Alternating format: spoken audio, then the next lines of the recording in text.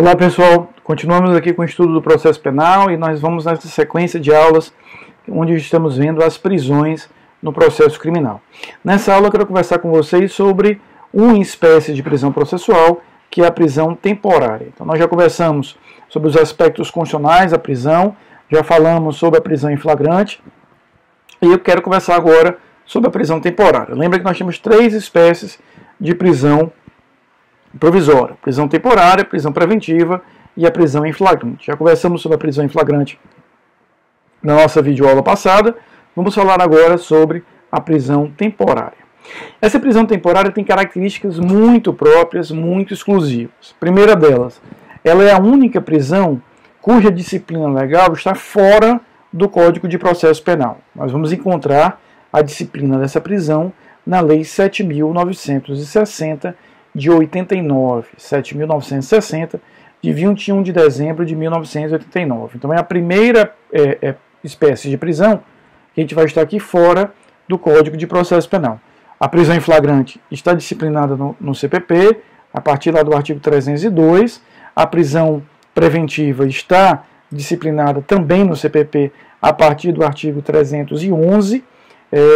E nós vamos ver agora a Lei 7.960, que trabalha com a prisão temporária. Características essenciais dessa prisão temporária. Primeiro, ela é uma prisão que vai existir apenas durante o inquérito policial. É uma prisão reservada apenas e tão somente à investigação policial. Não utilizamos a prisão temporária no momento ou na fase judicial da persecução criminal. Ela existe apenas na fase de investigação. Ela não vai além da fase de investigação. Ela está adstrita à fase de investigação. Primeira característica é essa. Segunda característica, a prisão temporária é a única prisão processual, é a única prisão provisória que tem prazo determinado. É a única prisão sujeitada a um prazo fixado em lei, a um prazo fechado em lei. É a única prisão que tem essa característica. Então, a lei especifica e nós vamos ter um prazo de 5 dias, prorrogável por mais 5 dias para os crimes comuns e 30 dias, prorrogável por mais 30 dias para crimes hediondos. Então, eu tenho 5 dias, prorrogável por mais 5, 30 prorrogável por mais 30, para crimes comuns e hediondos, respectivamente. E o que são crimes comuns aqui? São todos os crimes não hediondos, todos aqueles crimes não listados na lei dos crimes hediondos. Portanto, é essa a lógica que a gente vai ter. Admite-se, em ambos os casos, uma única prorrogação por igual período. Então, tenho 5 dias, prorrogável por mais 5, 30, prorrogável por mais 30. É essa a estrutura que a gente vai ter em relação à prisão temporária. Então ela tem um prazo fixado, tem um prazo determinado em lei, e eu não admito uma segunda prorrogação. Ou eu decreto a primeira prorrogação, ou não decreto nenhuma outra. Ou seja, decretei a prisão temporária por 5 dias.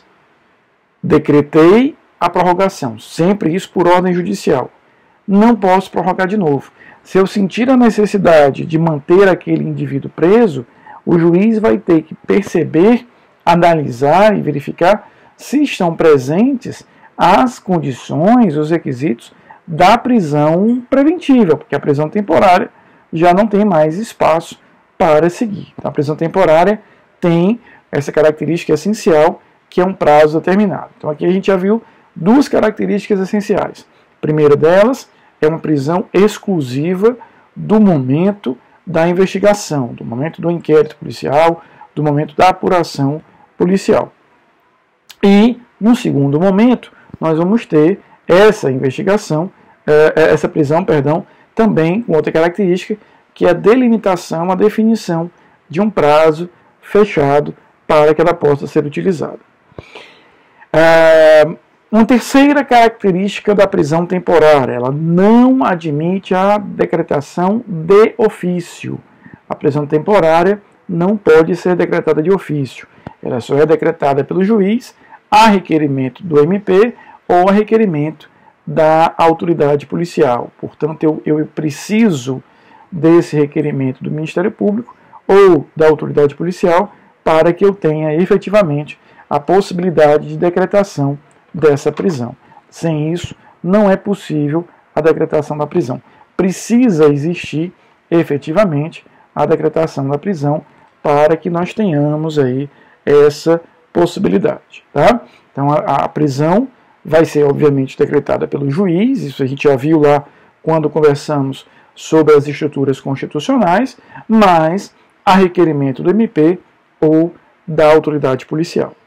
Em que hipóteses nós podemos utilizar a prisão temporária? A Lei 7.960, no seu artigo 1º, indica em 3 incisos os requisitos para a utilização. Mas como é que eu vou trabalhar com esses 3 incisos?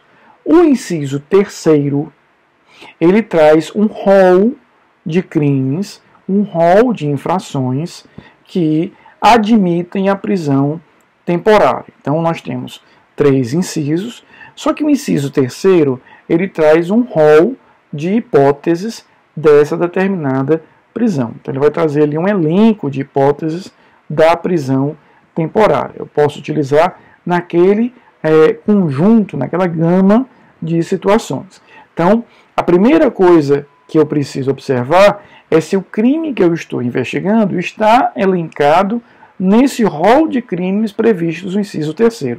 Então, o inciso 3º traz um rol taxativo, limitado de condutas, e essas condutas são crimes onde eu admito a prisão temporária. Aqui o raciocínio é direto, é objetivo. Só cabe prisão temporária se e somente se eu tiver o meu crime listado em um desses exemplos. Então, eu tenho que estar em uma dessas hipóteses do inciso 3º. Então, como é que eu vou utilizar efetivamente esses 3 incisos? O inciso 1º, o inciso 2º trazem situações. O inciso 3º traz um elenco de crimes. Então, eu sempre vou combinar o inciso 1º com o 3º, o 2º com o 3º. Então, para que eu decrete a prisão temporária, tem que ser o 1º mais o 3º, o 2º mais o 3º. Então, primeira coisa é identificar se o teu crime está indicado, está listado nesse rol aí do inciso 3º. Então, diz o inciso 3º do artigo 1º da Lei 7.960.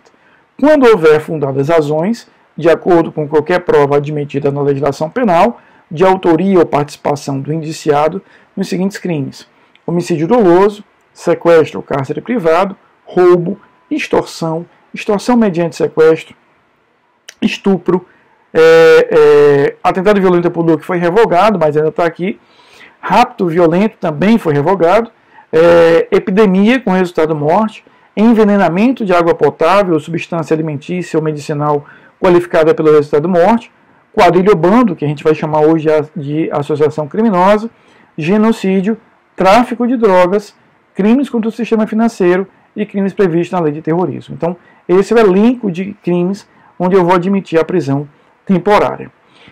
Mas quais são os fundamentos, quais são os motivos pelos quais eu posso efetivamente ter a decretação dessa prisão? Nós já sabemos que para que eu decrete, eu preciso ter efetivamente uma dessas condutas, ou seja, tem que estar em um desses crimes. Agora, em que situações isso pode ser decretado? Diz o inciso 1º, quando imprescindível para as investigações do inquérito, ou seja, quando aquela determinada prisão eu perceber que é absolutamente indispensável, né, para a realização do crime, da investigação, ou seja, aquela prisão tornou-se absolutamente necessária para que eu possa realizar aquela determinada investigação, e diz o inciso 2º, quando o indiciado não tiver residência fixa ou não fornecer elementos ao esclarecimento da sua identidade. Então, a gente vai ter, efetivamente, essas duas possibilidades. Então, como é que eu uso a prisão temporária? Ela é exclusiva para aquele momento da investigação criminal, ela tem que ser decretada, obviamente, pelo juiz, mas a requerimento da autoridade policial e do delegado. Tem um prazo fixado, ela só pode ser aí nesse prazo de 5 mais 5, 30 mais 30, mas desde que eu preencha esses requisitos. São requisitos abertos? São, né? Não são tão fechados, tão objetivos assim. Daí porque o juiz precisa ter muito cuidado, muita sensibilidade, muito equilíbrio no uso desse tipo de prisão, porque veja, quando ele fala no inciso 1º, quando imprescindível para a investigação do inquérito, eu preciso verificar o grau de imprescindibilidade de fato necessário. A gente não pode esquecer nunca que a prisão é exceção.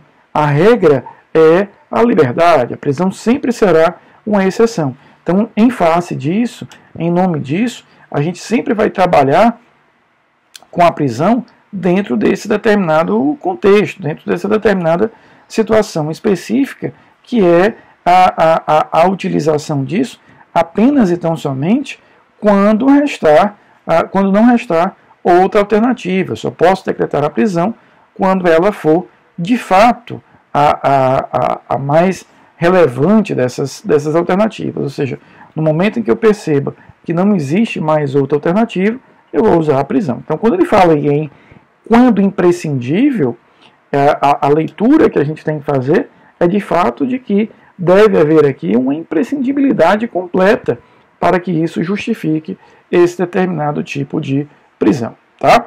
Em face disso, em nome disso, a gente sempre tem que lembrar que quando a gente fala de prisão temporária, eu preciso fazer essa combinação.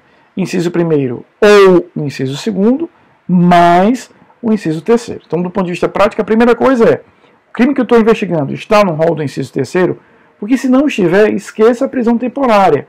Se for o caso, verifique se é cabível a preventiva, como a gente vai ver na próxima aula. Mas a temporária já deixou de existir possibilidade. E aí eu vou utilizar a preventiva, repito, se cabível aquelas medidas. Se não, você vai ter que utilizar efetivamente Agora, se estiver no rol do inciso 3º, aí sim é possível a utilização da prisão preventiva, da prisão temporária, desde que preenchidos os requisitos anteriores. Ou seja, é sempre o 1º mais o 3º, ou o 2º mais o 3º. Tem que ser imprescindível para a investigação, ou relevante, necessária para a identificação daquele investigado, desde que ele esteja investigado por um daqueles crimes descritos lá no inciso 3º.